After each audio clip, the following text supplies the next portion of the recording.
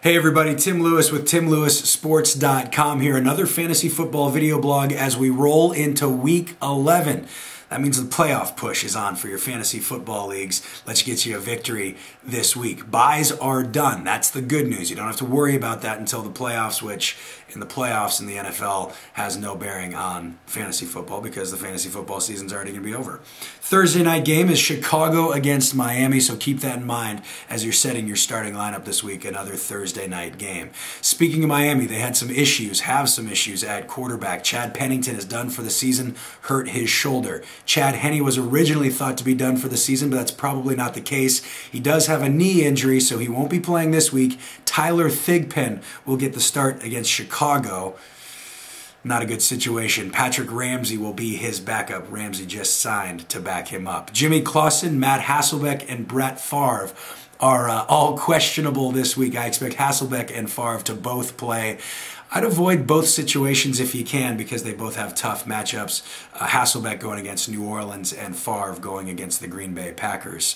Kerry Collins is out with a calf injury that's going to force Vince Young back into action. He has a good matchup as they take on the Redskins this week. We'll see how well Washington bounces back after that disgraceful showing on Monday night.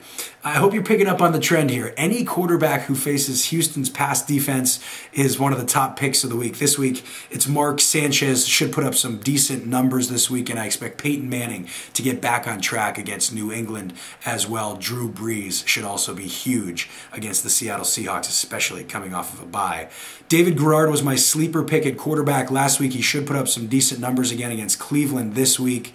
This week's sleeper, hard to call him a sleeper because he's a starting quarterback in the NFL and he's done some good things in fantasy this year, but Matt Castle, he put up some huge numbers last week against Denver, but that's because he was forced to throw the ball in a terrible game for Kansas City at least. Put up some big numbers. He gets Arizona this week, so that means he should be able to put up some decent numbers. The Cardinals have one of the worst defenses in the entire NFL. John Kitna also deserves another look now that Dallas has decided that they want to play for Jason Garrett because they didn't want to for Wade Phillips. Ton of injuries to keep an eye on at running back.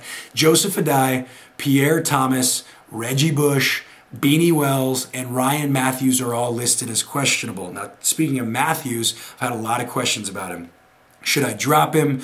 What should I do with this guy? Should I start him? He hasn't done anything for me. I expected such big things from him. I say right now you want to hold on to Ryan Matthews if you have him, if he can get healthy as well. He has 3 favorable matchups coming up. He has Denver this week. The next week after that, he has Indianapolis, which doesn't have the most solid run defense in the world. And after that, he has Oakland. So if he can get healthy, he has good matchups. If he's available, you might want to take a flyer on him just to see what might happen. It's always nice to have a good running back. In Carolina, D'Angelo Williams, Jonathan Stewart, Tyrell Sutton, all questionable again this week. Mike Goodson ran for 100 yards, seemed like a viable option against Tampa Bay. Not as good of a matchup this week, taking on the 8th best run defense in the NFL against Baltimore. So if Goodson is a go, I'd be a little hesitant to start him against the Ravens. Cedric Benson, Frank Gore, Ray Rice, Chris Johnson, Rashard Mendenhall all have great matchups this week.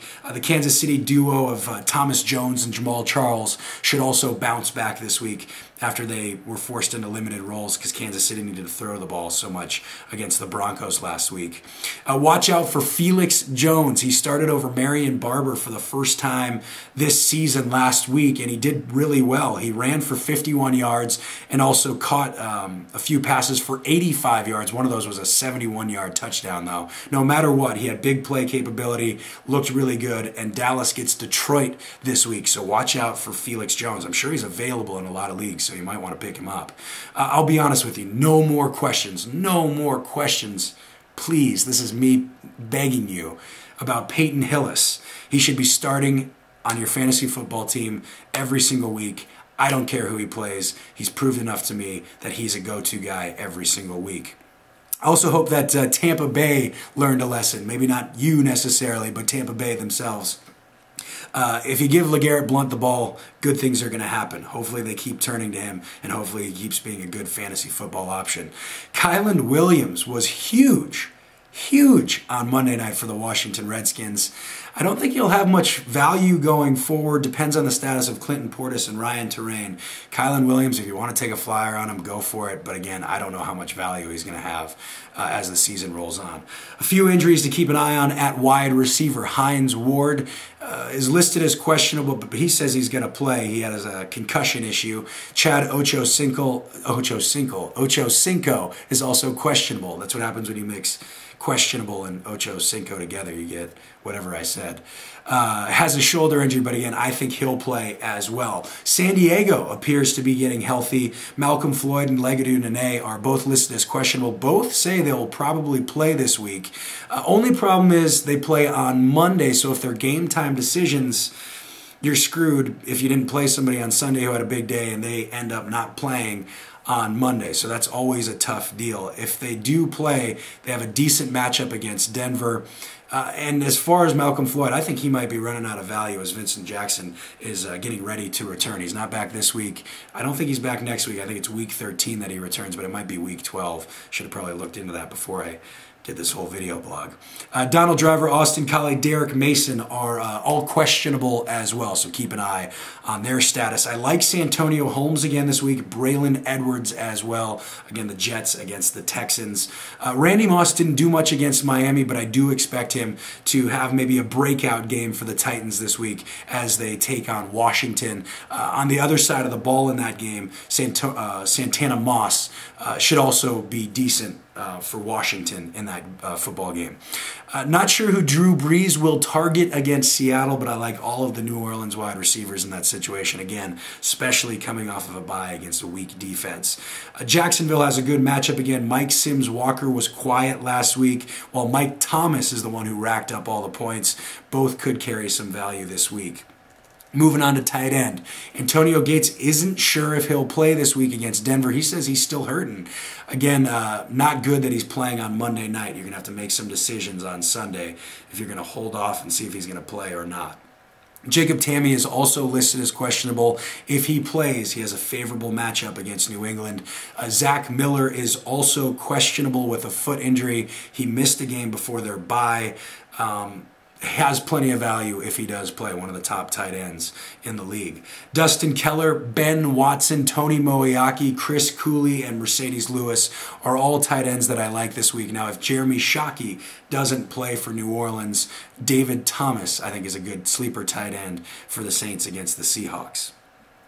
Speaking of the Saints, I really like their defense this week against Seattle. I've said it a few times in this video blog. They're coming off of a bye. Seattle's not very good, especially on the road. So New Orleans defense should be huge this week. Also really like Green Bay and Baltimore this week. I especially like Baltimore with the uncertainty at quarterback for Carolina. If Jimmy Clausen doesn't play, it's been said that Tony Pike will get the start for the Panthers. That only means huge things for the Ravens. Also, if Carolina's running back situation isn't figured out with D'Angelo Williams or Jonathan Stewart or Tyrell Sutton, even if Tyrell Sutton plays, who cares?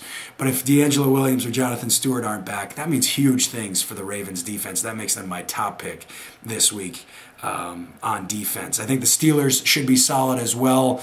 They'll just have to stuff Oakland's run attack, which isn't exactly easy, but this is the Steelers' defense. They're pretty darn solid themselves. I also think the Chiefs will bounce back after a terrible showing against Denver. They get Arizona this week, so I think Kansas City's defense should be a pretty darn good pick. Giants' defense was horrendous against Dallas. They get Philadelphia this week, so I say stay away from the New York Giants' defense this week. Tampa Bay's defense is good depending on the matchups.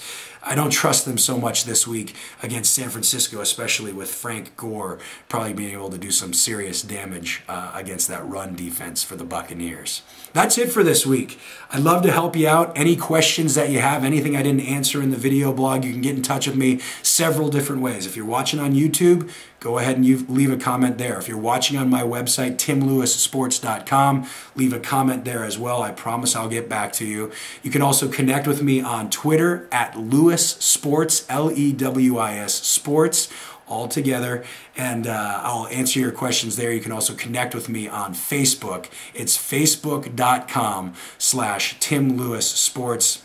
And you can also email me. This is the way a lot of people get in touch with me. You can also email me. It's tim@timlewissports.com. I want to help you get a victory this week, as I know the playoff push is on. Fire your questions away. I promise to get back to you. Also want to mention that you should subscribe to me on YouTube as well. That way you can be the first to watch my videos when they're posted. And I do plan on, when things finally slow down for me a little bit, posting some video blogs on some other different topics going on in the world of sports. Anyways, I'm rambling now. It's the way I tend to get. Have an awesome week. Good luck. Fire your questions away. I'm more than happy to help out. Take care.